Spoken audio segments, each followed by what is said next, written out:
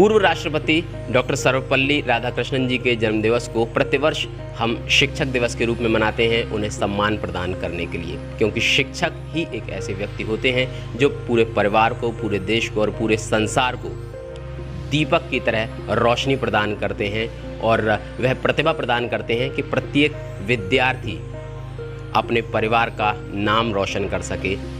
शिक्षक और छात्र की इसी प्राचीन परंपरा को ध्यान में रखते हुए आज हम चर्चा करने के लिए मौजूद हैं कवि श्री अशोक अंजुम जी के साथ, जो कि एक शिक्षक हैं। संत फिदेलिस स्कूल में आप शिक्षक हैं। बहुत बहुत स्वागत है सर आपका। धन्यवाद दिलीप भाई। अंजुम जी, एक समय था जो गुरु और शिष्य के संबंधों को बड़े प्रगाढ़ तरीके से प्रगाढ़ थे और आज भी प्रगाढ़ हैं। एक अंतर देखने को मिल रहा है। अंतर ये देखने को मिल रहा है, हालांकि सम्मान आज भी शिक्षकों का वही है और जो कभी समाप्त भी नहीं हो सकता है, लेकिन देखने में ये आता है कि कई बार वर्तमान में छात्र शिक्षकों के प्रति उनका जो नज़रिया है वो थोड़ा सा परिवर्तित हो रहा है। क्या कारण मानते हैं इसके?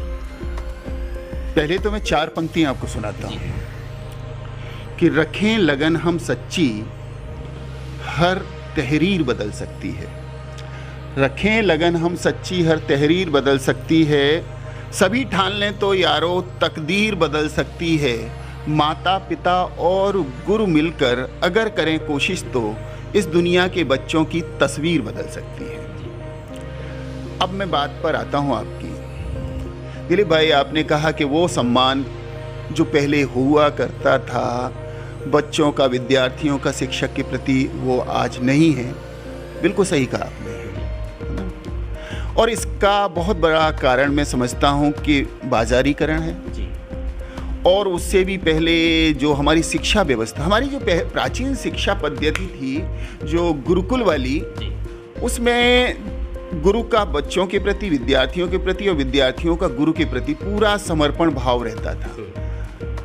और कहीं उसी शिक्षा पद्धति से घबरा करके मैकाले ने जाकर के बताया कि अगर इस शिक्षा पद्धति को नहीं बदला तो बहुत समय तक अंग्रेज भारत पर शासन नहीं कर सकते हैं। और उनका जो षड्यंत्र था, साजिश थी, वो सफल हुई और आज वो शिक्षा पद्धति बिल्कुल बदल चुकी है। हम देख रहे हैं मैकाले पूरी तरह से हावी हो गए देश की आज़ादी के साथ और उससे पहले ही। तो कहीं ना कहीं वो ये हमारी जो शिक्षा पद्धति है इसका बदलना, और फिर उस बदलने के बाद अब आज के दौर में जो बाजारीकरण हुआ, हम हर चीज़ में स्वार्थ देखते हैं, पैसा देखते हैं, फायदा देखते हैं, और रिश्तों में भी ये सारी चीज़ें पनप गई हैं। गुरु और शिष्य के जो संबंध थे उनमें भी ये सारा कुछ आ गया है। शिक्षक जहाँ एक तरफ से पूरा व्यवसायीकरण, उसका ट्यूशन और ये वो और वो जिस तरह की चीज़ें विद्यालयों में करने लगे हैं, जिस बच्चे को ट्यूशन पढ़ा रहे हैं उसके प्रति एक अलग तरह का भाव है। ये मैं बिल्कुल खुल के बोलने वाला हूँ। और जो बच्चा ट्यूशन नहीं पढ़ पाने की स्थिति में है या नहीं पढ़ना चाहता है तो उसके प्रति अलग तरह का भाव। ये अगर ट्यूशन है तो ये स्वाभाविक है कि अध्यापक के मन में चीज़ें आती हैं और वहाँ से मामला गड़बड़ होता है।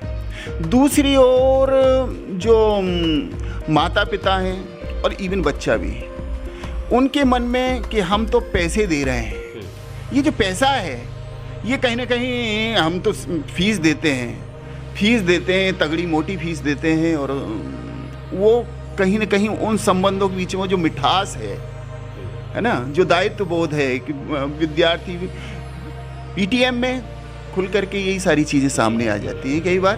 तो वो जो भाव है वो कहीं ना कहीं बच्चे के मन से तिरोहित होने लगता है, जो सम्मान का भाव है। अच्छा, एक चीज़ देखने में आती है सर कि एक जो शिक्षा व्यवस्था में जो परिवर्तन, जैसा कि आपने बात की, मैकाले पद्धति हमारे ऊपर हावी हो रही है। शिक्षा जो है वो विद्यार्थी केंद्रित पूरी तरह से कर दी गई है। पहले अध्यापक केंद्रित हुआ करती थी। विद्यार्थी अब यह भी जानते हैं कि अगर मैं शिक्षक की शिकायत कर दूं तो उसकी पूरी जॉब मेरी शिकायत पर निर्भर करती है। तो क्या ये भी एक कारण है कि जो विद्यार्थी है वो स्वयं को अब शिक्षक से ज़्यादा शक्तिशाली महसूस करने लगा है, जिसका वो फ़ायदा उठाने की कोशिश करता है? जी, बिल्कुल सही पकड़ा है आपने दिलीप भाई। दरअसल है क्या, मैं चूँकि एक बड़े प्रतिष्ठित विद्यालय से जुड़ा हुआ हूँ और उसमें तमाम चीज़ें मुझे देखने में ये आती हैं। एक तो आप बच्चे से कुछ कह नहीं सकते, वो कितना भी बदतमीजी कर रहा है ना, वो आपको बिल्कुल जवाब देने के लिए तत्पर है कक्षा में। आप उसे कितना भी झोंक दो अपने आप को पूरे समर्पण भाव से, है ना, क्योंकि मैं तो अपनी बात कह रहा हूँ कि मैं चाहता हूँ कि बेहतर से बेहतर चीज़ें उन तक पहुँचा पाऊँ, लेकिन वो तैयारी नहीं है इसके लिए। वो पता नहीं क्या एक फ्रेम उन्होंने बना रखा है दिलो दिमाग में, और उससे निकलना नहीं चाहते हैं, वो सुनना नहीं चाहते हैं क्लास में, कक्षा में, और कुछ कहिए कुछ समझाइए तो फिर वही बात है, वही व्यावसायीकरण वाली बात है। आप मारने की तो बात दूर, आप उनसे कुछ भी कह पाने की स्थिति में नहीं है। उसको जरा सा भी आपने तीखा बोल दिया और उन्होंने जा कर के कहा तो मम्मी पापा। हमारे तो ज़माने में ये था कि अगर शिक्षक ने पिटाई की है तो कहीं ना कहीं तुमने गलती की है ना, ये भाव माता पिता के मन में रहता था। लेकिन यहाँ बिल्कुल उल्टा भाव लेकर के कई बार पेरेंट्स हमारे सामने उपस्थित होते हैं।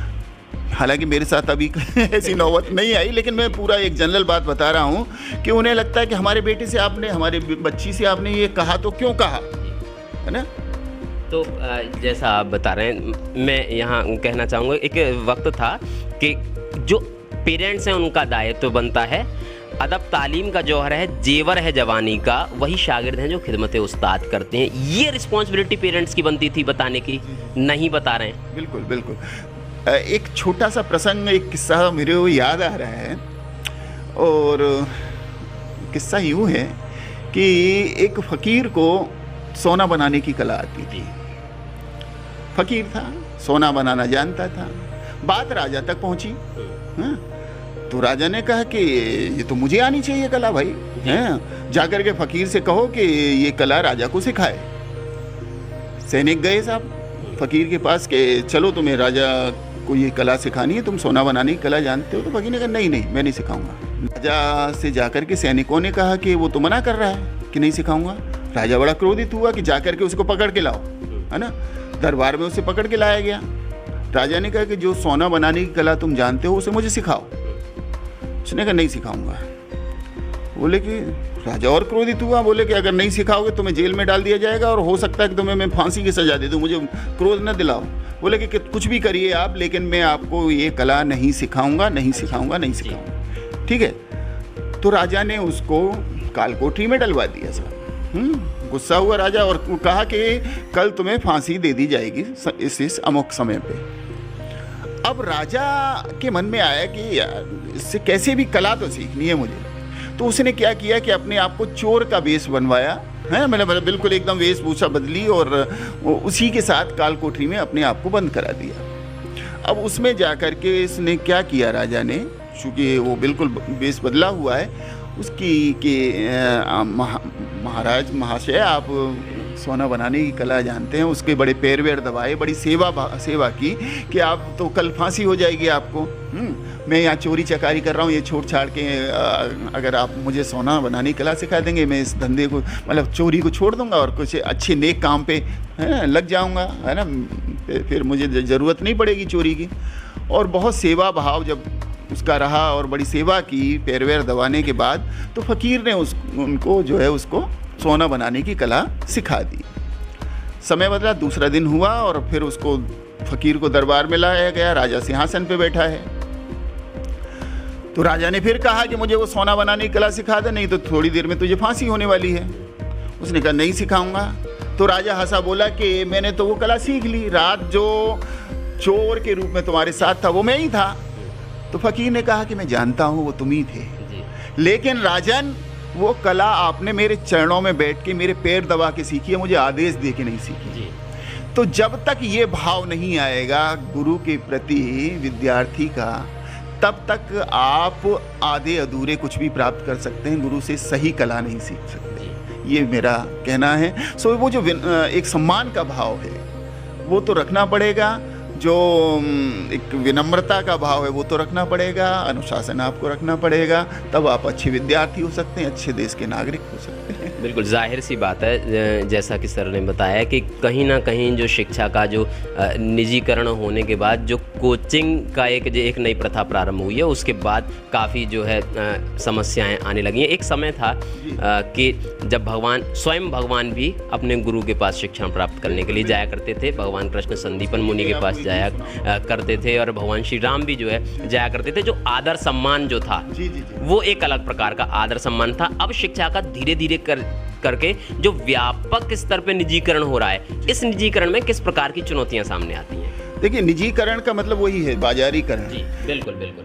मतलब अब शिक्षा जो ज्ञान का मंदिर कहा जाता था, वो ज्ञान के मंदिर नहीं रहे, अब वो एक दुकान बन गए हैं। और दुकान बन गए हैं तो दुकान में तो जो व्यवसायी है वो अपना फायदा देखेगा, कैसे भी उसका फायदा होना चाहिए। उसका जो ज्ञान को सही तरीके से बच्चे तक पहुंचाने का जो एक माध्यम है वो गौण हो जाता है, सेकेंडरी हो जाता है। किस तरह से मेरी जो इंस्टीट्यूट है, मेरा जो शिक्षण संस्थान है वो ग्रो करे, अच्छी कमाई करे, ये प्रमुख है। तो अब जब चीज़ें बदल रही हैं, मानसिकता बदल रही है, तो कहीं ना कहीं उसका दुष्प्रभाव भी हमारे सामने आ रहा है। एक गीत सुना दूं? बिल्कुल, निश्चित रूप से मैं आपसे यही कहने वाला था कि जब आपके पास आए तो बिना गीत और कविताओं के तो वापस नहीं जाने वाले। ये शिक्षक दिवस की शुभकामनाएं मैं देना चाहूँगा सभी गुरुओं को, और अपने पूज्य गुरुओं को याद करते हुए मैं ये गीत आप तक पहुँचाता हूँ। गुरुवर करें प्रणाम आपको, शत शत करें प्रणाम। गुरुवर करें प्रणाम। हमारी पीढ़ी तो गुरु को ये दर्जा देती है कि गुरुवर करें प्रणाम आपको, शत शत करें प्रणाम। गलत सही का भेद आप ही हमको हैं बतलाते, जब मुश्किल हो खड़ी सामने आप राह दिखलाते।